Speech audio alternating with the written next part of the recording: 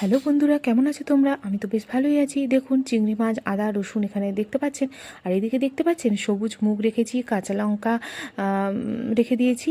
তো এর মধ্যে আমি সব রকম মিক্সার দিয়ে দিলাম। আদা, রসুন, চিংড়ি মাছ, কাঁচা লঙ্কা, সবুজ মুগ, এগুলো সব একসাথে মিক্সারে ভালো করে বাটা হবে। তো দেখুন, আর একদিকে আমি একটু বড় বড় করে ডুমো ডুমো করে আলু কুচিয়ে রেখেছি। পেঁয়াজ, রসুন, টমেটো, আদা এগুলোও রেখেছি অল্প অল্প করে। তো দেখুন, আমি পেঁয়াজ রসুনের পেস্টটাও করে নিয়েছি, ডালের যে পেস্টটা সেটাও করে নিয়েছি। তো একটা কড়াই আমি তেল দিয়েছি, আর একটা কড়াই হচ্ছেও তেল দিয়েছি। তো একটা কড়াই আমি বড়াগুলো দিয়ে দিয়েছি, আর একটা কড়াই আমি তেজপাতা দিয়ে দিলাম। তেজপাতা দেওয়ার পর যে পেঁয়াজ, রসুন, টমেটো, আদা এগুলো বেটে রেখেছিলাম না, সেটাও এই কড়ার মধ্যে দিয়ে দেবো। আর ওইদিকে দেখুন বড়া ভাজাটা হতে আছে। তো দেখুন, আমি বলতে চাইছি সবুজ মুগের বদলে আপনারা মুসুর ডালও দিতে পারেন, মটর ডাল, ছোলার ডালও দিতে পারেন। আর চিংড়ি মাছ যেখানে থাকবে সেই তরকারি তো ইয়াম্মি হবে। তো দেখুন, আমি মশলাটা ভালোভাবে ভাজা ভাজা হচ্ছে, তো হোক। দেখুন, মশলাটা ভালো করে ভাজা হচ্ছে। তো দেখুন, বড়া ভাজা একটা স্টেপ হয়ে গেছে, আর একটা বড়া ভাজা, আর একটু বড়া ভাজা আর একটু বড়া ছিল, সেটা তুলে দিলাম। তো এদিকে দেখুন, নুন, হলুদ, জাফরান গুঁড়ো আছে, এটা একটু জলের মধ্যে গুলিয়ে এই মশলাটাও আমি এর মধ্যে দিয়ে দেবো। তো মশলার মধ্যে একটু জলে গুলিয়ে দিলে সেই মশলার রান্নাটা টেস্টও ভালো হয়।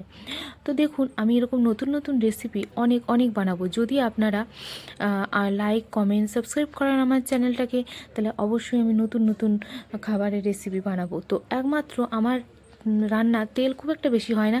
আমি যতটা পারি চেষ্টা করি একটু হেলদি খাবার বানাতে। দেখুন, মশলাটা প্রায় সুন্দরভাবে কষানো কষানো হচ্ছে। তো আমি সবসময় হেলদি খাবার বানাতে ভালোবাসি। যে কোনোভাবে আমি চেষ্টা করি হেলদি বানানো। যেসব খাবার একেবারেই হেলদি হয় না, সেগুলো আমি একটু কমই বানাতে চাই। তো আমি বিভিন্ন ধরনের তবুও বানানোর চেষ্টা করব। তো আমি বেশিরভাগটাই একটু হেলদি খাবার পছন্দ করি।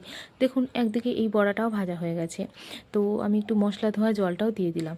বড়া ভাজাটা আমি বিশ্বাসই করতে পারিনি, এত টেস্টি হবে আমি ভাবতেই পারিনি। ভেবেছিলাম সবুজ মুগ দিয়ে করছি, কেমন হবে জানি না, কিন্তু এত সুন্দর হয়েছে আমি নিজেও ভাবতে পারিনি। যেখানে চিংড়ি মাছ পড়বে সেটা অবশ্যই ভালো হয় সে তরকারি। তো যাই হোক, আর খুব বড়া ভাজাগুলো বেশ নরম নরম হয়েছে। হ্যাঁ, আর একটা কথা, আপনারা একটু শুকনো লঙ্কাও বেটে দিতে পারেন বড়া ভাজায়। আমি দেইনি, তো আমি কাঁচা লঙ্কাটাই দিয়েছি। তো দেখুন, আমি এর মধ্যে পরিমাণ মতো জলও দিয়ে দিলাম। তো এবার দেখো, বড়াটা একদম সুন্দর করে ভাজা ভাজা হয়ে গেছে। প্রথম বড়া ভাজাটা যখন ভাজছিলাম তখন আমি একটু সাদা তেল দিয়েছিলাম, আর নামানোর আগে একটু সর্ষে তেল দিয়েছি। জানেনই তো, ভাজায় একটু সর্ষে তেল পড়লে কতটা টেস্টি লাগে।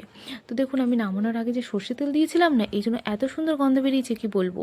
তো দেখুন, এই বড়া ভাজাটা এদিকে হয়ে গেছে, আর দেখুন কীরকমভাবে কালারটা ছেড়ে গেছে। জাফরান গুঁড়োটা দিয়েছিলাম, কালারটা একদম সুন্দরভাবে ছেড়ে গেছে। ঝোলটা ফুটতে আছে। তো এই ফোটার মধ্যে আমি এবারে একটু বড়া ভাজারগুলো দিয়ে দেবো। এইবারে বড়া ভাজাটা দেওয়ার পরে আমি খুব একটা আর নাড়বো না, হালকা হালকা করে নাড়বো, যেহেতু বড়াটা এবারে কিন্তু ভেঙে যাওয়ার চান্স থাকে, যেহেতু বড়াটা একটু নরম, ওই জন্য বেশি একটা আমি নাড়বো না। আর এবারে আমি বাতিটা কমিয়ে কিছুক্ষণের জন্য ঢাকা দিয়ে দেবো।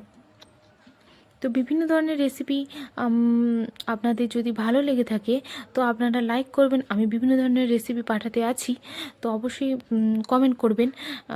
ভালো লাগবে কমেন্ট করলে। আর সাবস্ক্রাইব করতে তো অবশ্যই ভুলবেন না, সাবস্ক্রাইব আমার খুবই দরকার। তো দেখুন, দেখুন কতটা সুন্দর ঝোল, একদম বসা বসা হয়ে গেছে, কতটা টেস্টি খাবার আপনারা দেখেই বুঝতে পারছেন। তো